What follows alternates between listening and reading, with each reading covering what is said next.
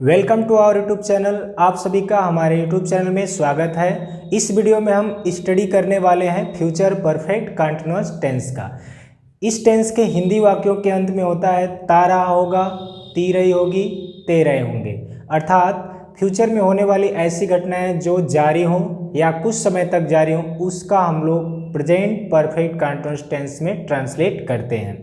इस टेंस में और भी समय के साथ उसमें आ सकता है रहा होगा, रही होगी, रहे होंगे। रहा होगा, रही होगी, रहे होंगे फ्यूचर कंटीन्यूअस टेंस में आता है, लेकिन उसमें टाइम नहीं दिया रहता है। लेकिन फ्यूचर परफेक्ट कंटीन्यूअस टेंस में अगर रहा होगा, रही होगी, रहे होंगे आएगा तो उसमें टाइम दिया रहेगा। अगर टाइम नहीं दिया रहेगा तो उसको हम लोग फ्यूचर कंटीन्यूअस टेंस में ट्रांसलेट करते हैं, और टाइम दिया रहता है तो हम फ्यूचर परफेक्ट कंटीन्यूअस टेंस में ट्रांसलेट करते हैं। तो फ्यूचर परफेक्ट कंटीन्यूअस टेंस के जो हेल्पिंग वर्ब होते हैं विल और शैल होते हैं, और इनके साथ हम लोग इस टेंस में हैव बीन और आईएनजी फॉर्म का यूज करते हैं, अर्थात प्रेजेंट पार्टिसिपल का इस टेंस में हम लोग यूज करते हैं। तो देखते हैं हम लोग फ्यूचर परफेक्ट कंटीन्यूअस टेंस का affirmative, negative, interrogative negative sentence को किस प्रकार इंग्लिश में उसको ट्रांसलेट करेंगे। तो वीडियो स्टार्ट करते हैं, वीडियो के अंत तक बने रहें। तो देखते हैं इस टेंस का अफर्मेटिव सेंटेंसेज। अफर्मेटिव सेंटेंसेज का रूल जो होता है, सबसे पहले सब्जेक्ट, उसके बाद विल या शैल, उसके बाद हैव, उसके बाद बीन, उसके बाद वीएनजी, उसके बाद ऑब्जेक्ट। आप लोग ध्यान देंगे आई और वी के साथ शैल लगाएंगे, अन्य सभी सब्जेक्ट के साथ आप विल लगाएंगे।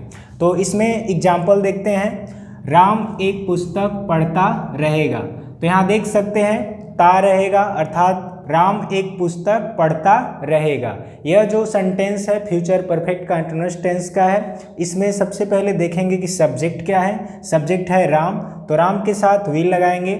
उसके बाद देखेंगे इसका वर्ब क्या है। इसमें वर्ब है पढ़ना। पढ़ना का इंग्लिश होता है रीड, तो रीड का आईएनजी फॉर्म आप यूज करेंगे रीडिंग। तो सबसे पहले हमें लिखना है सब्जेक्ट, सब्जेक्ट यहाँ लिखेंगे राम। इसके बाद राम के साथ यहाँ पे आई और वी के साथ शैल लगाते हैं, अन्य सभी के साथ विल लगाते हैं, तो यहाँ हम यूज करेंगे विल। इसके बाद हैव, इसके बाद बीन, इसके बाद वर्ब, तो वर्ब पढ़ना, पढ़ना का इंग्लिश रीड, रीड का आईएनजी रीडिंग हो जाएगा। इसके बाद इसका ऑब्जेक्ट एक पुस्तक, अ बुक, इसके बाद फुल स्टॉप। ऐसे ही सेकेंड, वह सड़क पर दौड़ता रहेगा, वह सड़क पर दौड़ता रहेगा, ता रहेगा। फ्यूचर परफेक्ट कंटीन्यूअस टेंस है, इसमें सब्जेक्ट ही है, सबसे पहले ही लिखेंगे। इसके बाद ही के साथ क्या आता है, विल आता है, विल लगा देंगे। इसके बाद हैव, इसके बाद बीन, इसके बाद वर्ब आईएनजी, दौड़ना, दौड़ना का रन होता है तो रनिंग हो जाएगा, रनिंग। इसके बाद अदर वर्ड, सड़क पर, on the road, on the road.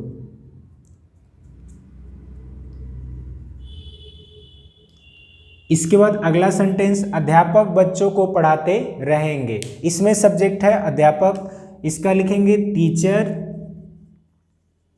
इसके बाद विल, हैव, बीन, उसके बाद पढ़ाना टीचिंग। इसके बाद ऑब्जेक्ट चिल्ड्रेन।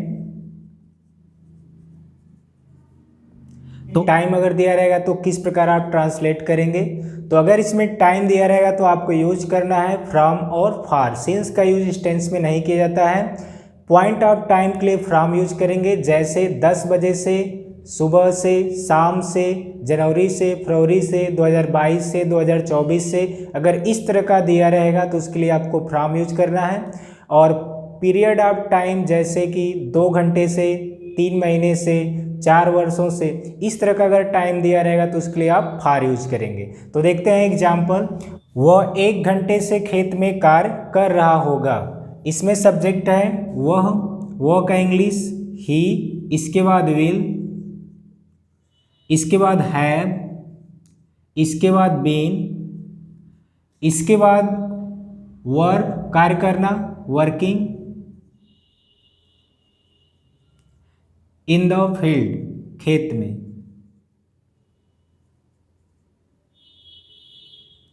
इसके बाद 1 घंटे से इसका इंग्लिश लिख देंगे। तो 1 घंटा जो है यह पीरियड ऑफ टाइम है, तो इसके लिए हम यूज करेंगे फॉर एन आवर।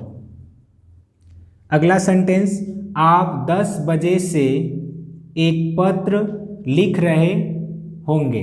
तो इसमें सब्जेक्ट है आप, इसका इंग्लिश यू, इसके बाद विल, इसके बाद हैव, इसके बाद बीन, इसके बाद इसमें वर्ब है लिखना, राइटिंग, ऑब्जेक्ट है एक पत्र और लेटर। इसमें टाइम दिया गया है 10 बजे से, तो यह पॉइंट ऑफ टाइम है, इसके लिए फ्रॉम यूज करेंगे, फ्रॉम 10 o'clock। अगला सेंटेंस, हम वर्षों से देश की सेवा कर रहे होंगे। सब्जेक्ट वी के साथ सेल लगाएंगे, इसके बाद हैव, इसके बाद बीन, सेवा करना का सर्विंग, और इसमें ऑब्जेक्ट है देश, कंट्री। इसके बाद इसमें टाइम दिया गया वर्षों से, तो ये भी आपका पीरियड ऑफ टाइम है, for years.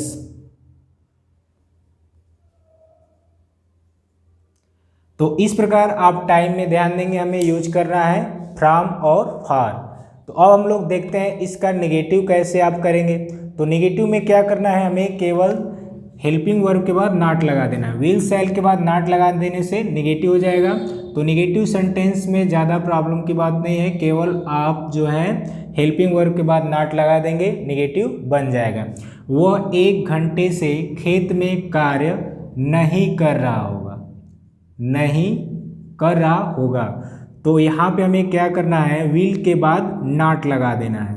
He will not have been working in the field for an hour. अगला सेंटेंस, आप 10 बजे से एक पत्र नहीं लिख रहे होंगे। तो इसको नेगेटिव करना है, तो हमें क्या करना है, विल सेल के बाद नॉट लगा देना है। तो यहाँ पे हम नॉट लगा देंगे, you will not have been writing a letter from 10 o'clock। अगला सेंटेंस, हम वर्षों से देश की सेवा नहीं कर रहे होंगे। तो यहाँ पे नेगेटिव करने के लिए यहाँ पे नहीं लगा देंगे। तो इंग्लिश में हमें क्या करना है, सेल के बाद नॉट लगा देना है। तो हम वर्षों से देश की सेवा नहीं कर रहे होंगे। तो we shall not have been serving country for years.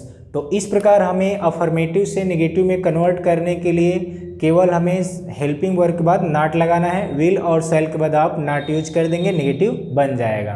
तो अब हम लोग देखते हैं इस टेंस का इंट्रोगेटिव सेंटेंसेज।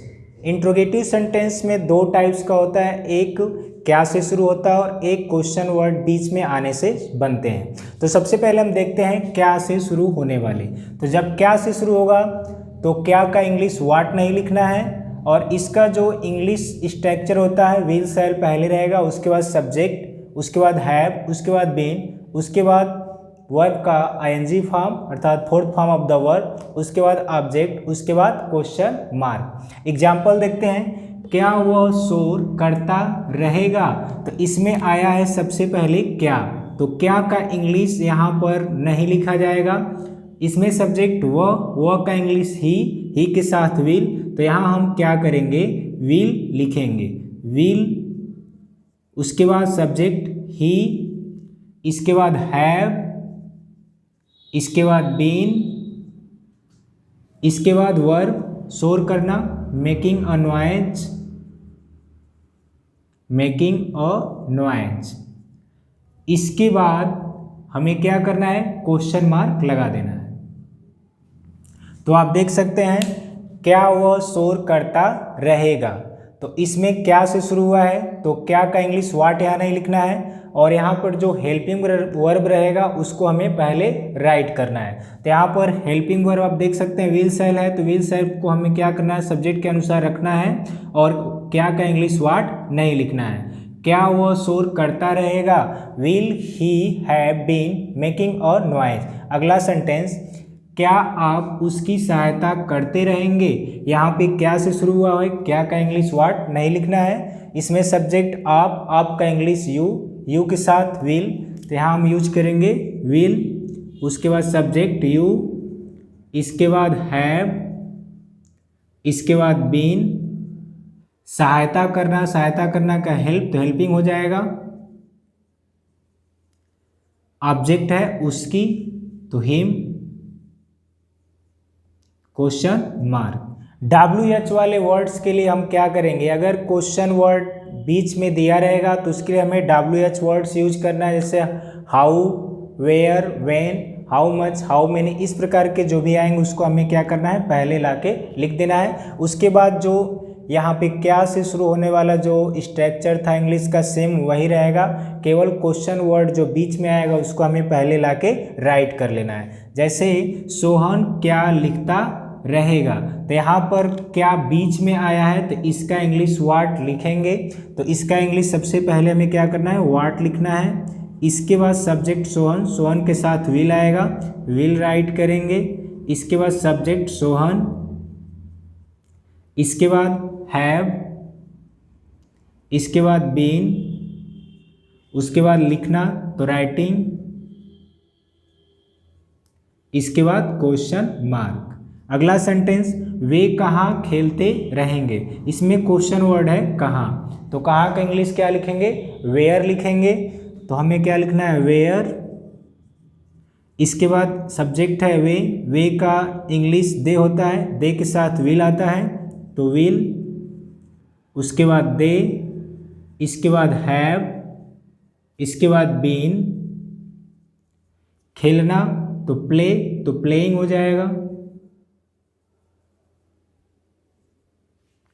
तो इस प्रकार हमें ध्यान रखना है, जब क्वेश्चन वर्ड बीच में आएगा तो उसका इंग्लिश हमें क्या करना है, पहले राइट कर देना है। और बाकी सब रूल यहाँ जो क्या से शुरू होने वाला स्ट्रक्चर जो उसमें दिया गया था सेम वही है, सब बातें वही है, केवल क्वेश्चन वर्ड को क्या करना है, पहले लाके राइट कर लेना है। अगर हम बात करें इंट्रोगेटिव नेगेटिव सेंटेंस की, तो जिस प्रकार अफर्मेटिव से नेगेटिव बनाने के लिए विल और शैल के बाद नॉट लगाते थे, तो उसी तरह इंट्रोगेटिव सेंटेंस से इंट्रोगेटिव नेगेटिव सेंटेंस में कन्वर्ट करने के लिए हमें क्या करना है, सब्जेक्ट के बाद नॉट लगा देना है। सब्जेक्ट के बाद नॉट लगाने से नेगेटिव हो जाएगा। तो इंट्रोगेटिव नेगेटिव सेंटेंस के लिए हमें क्या करना है, सब्जेक्ट के बाद नॉट लगा देना है। क्या वह शोर करता रहेगा, तो क्या वह शोर नहीं करता रहेगा। तो यहाँ पे हमें क्या करना है, सब्जेक्ट के बाद नॉट लगाना है, तो यहाँ पे हो जाएगा not. Will he not have been making a noise, तो यहाँ पर नेगेटिव कर देना है। तो हमें क्या करना है, सब्जेक्ट के बाद नॉट लगा देना है। तो will you not have been helping him. इसी प्रकार WH वर्ड वाले में भी ऐसे ही करना है, सब्जेक्ट के बाद नॉट लगाना है। जैसे सोहन क्या लिखता रहेगा, तो सोहन क्या नहीं लिखता रहेगा, सोहन क्या नहीं लिखता रहेगा। तो हमें क्या करना है, सब्जेक्ट के बाद नॉट लगा देना है। तो हो जाएगा what will Sohan not have been writing. इसी प्रकार वे कहाँ खेलते रहेंगे, तो वे कहाँ खेलते नहीं रहेंगे। तो हमें क्या करना है, सब्जेक्ट के बाद नॉट लगा देना है। वे कहाँ नहीं खेलते रहेंगे या वे कहाँ खेलते नहीं रहेंगे। Where will they not have been playing. तो इस प्रकार हमें ध्यान रखना है, सब्जेक्ट के बाद नॉट लगा देंगे तो इंट्रोगेटिव नेगेटिव में कन्वर्ट हो जाएगा। तो इस प्रकार हमने सीखा कि फ्यूचर परफेक्ट कंटीन्यूअस टेंस का ट्रांसलेट किस प्रकार करते हैं। और आपको हमेशा याद रखना है कि फ्यूचर परफेक्ट कंटीन्यूअस टेंस के जो हेल्पिंग वर्ब होते हैं विल और शैल होते हैं, और उसमें जो है हैव बीन के साथ ING फॉर्म यूज करते हैं। और साथ ही साथ अगर टाइम दिया रहेगा तो इस टेंस में सिंस का यूज नहीं किया जाता है, सिंस के जगह पर हम फ्रॉम का यूज करते हैं। तो इस प्रकार के वीडियो को देखने के लिए हमारे चैनल को सब्सक्राइब करें, लाइक करें, शेयर करें। Thank you.